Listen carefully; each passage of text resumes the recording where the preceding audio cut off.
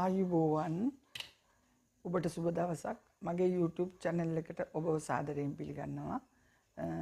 මම අද ඔබ හමුවට ආවේ පාඩමක් කරන්න. මේක ගොඩක් 6-7-8 දරුවන්ට තමයි වැදගත් වෙන්නේ. අනිත් දරුවන්ටත් වැදගත් නැත්නම් සමහරවිට ඒ අය දන්නේ නැතුව ඇති.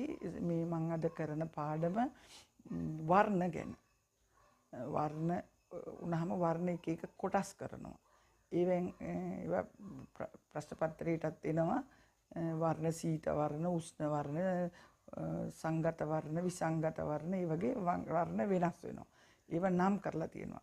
ඒවා වෙනම වෙන් කරලා තියෙනවා. ඒ නිසා ඒව ගැන පොඩක් කියලා දෙන්නයි මම